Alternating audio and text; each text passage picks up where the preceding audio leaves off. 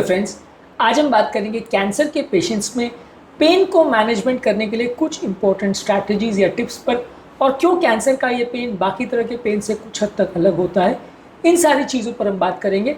हमने ऑलरेडी एक वीडियो में डिस्कस किया था कि कैंसर के पेशेंट में पेन के कारण क्या हो सकते हैं। आज उसके निवारण या उससे निजात पाने के टिप्स पर बात करेंगे।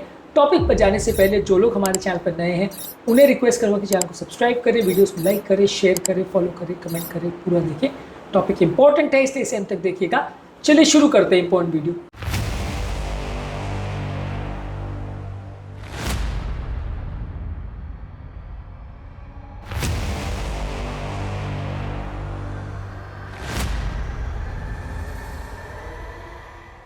सबसे पहले पेन मैनेजमेंट स्ट्रैटेजीज पर।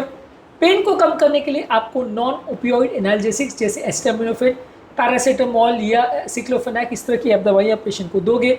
ये पेशेंट को माइल्ड टू मॉडरेट पेन में मदद करेगा और पेशेंट के पेन को कम करेगा। कैंसर का पेन बहुत तरीके का हो सकता है, किसी को थोड़ा पेन, किसी को ज़्यादा पेन, अलग अलग ग्रेड्स का हो सकता है। तो इस हिसाब से आप अपनी दवाइयों की स्ट्रैटेजी को डिसाइड करते हो और दवाओं को एडजस्ट करते हो।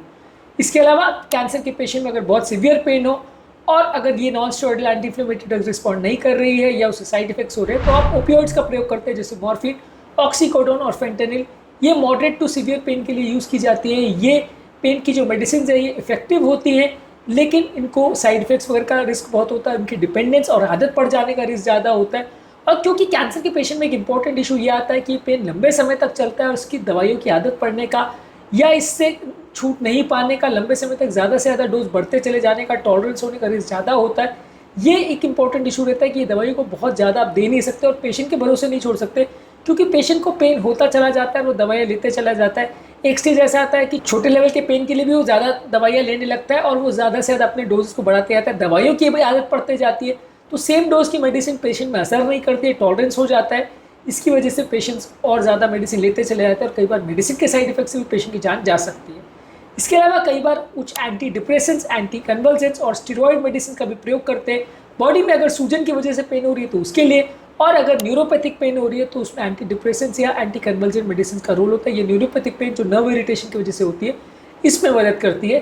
पेन कौन कौन से कारणों से हो सकता है उसको ऑलरेडी हमने प्रीवियस वीडियो में डिस्कस किया था। पेन को कम करने के लिए दवाइयों के अलावा आप प्रयोग कर सकते हैं फिजियोथेरेपी का।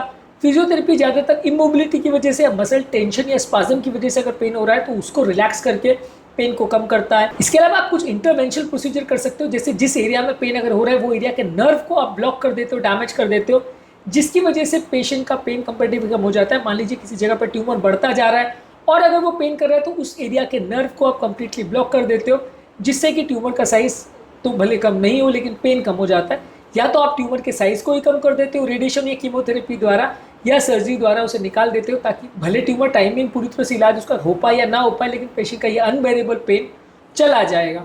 इसके अलावा कुछ कॉम्प्लीमेंट्री थेरेपीज जैसे acupuncture, massage therapy, mindfulness therapy, stress relaxation therapies, ये सब चीज़ों से भी पेन में सिग्निफिकेंट फायदा देखने को मिल सकता है। कई बार कुछ पैलिएटिव थेरेपी से भी फायदा मिलता है। मान लीजिए पेशेंट को इस तरह का कोई जगह पे पेन हो रहा है जहाँ पे पेशेंट का इलाज पूरी तरह संभव नहीं है, लेकिन पेन इतना ज़्यादा हो रहा है कि बर्दाश्त नहीं हो रहा, तो वहाँ पे आप कुछ पैलिएटिव प्रोसीजर्स करके टाइम बिंग पेशेंट का बर्डन को कम कर देते हो, ताकि उसका पेन कम हो जाए, ताकि वो जब तक एडवांस स्टेज ऑफ कैंसर में बीमारी की वजह से उसकी कंडीशन ना बिगड़े, तब तक एटलीस्ट पेन को वो बर्दाश्त कर सके और पेन उसका कम हो जाए और उसकी कंडीशन कुछ बेटर हो जाए, उसकी लाइफ थोड़ी बेटर हो जाए, उसका प्रॉब्लम्स कम हो जाए। तो इसको पैलिएटिव केयर बोलते हैं। इस पर भी हमने काफ़ी सारे वीडियोज़ किए। तो ये भी एक इंपॉर्टेंट एस्पेक्ट होता है पेशेंट के ओवरऑल लाइफ को और उसकी condition of quality of life को बेटर करने के लिए। अब बात करेंगे इसमें इंपॉर्टेंट इश्यूज़ क्या आते हैं जो बाकी पेन से इसको अलग बनाते हैं। एक तो ये कि कैंसर का पेन थोड़ी देर के लिए नहीं होता और अपने आप चला नहीं जाता, कई बार बहुत देर तक रहता है, दिनों तक भी परसिस्टेंट रह सकता है।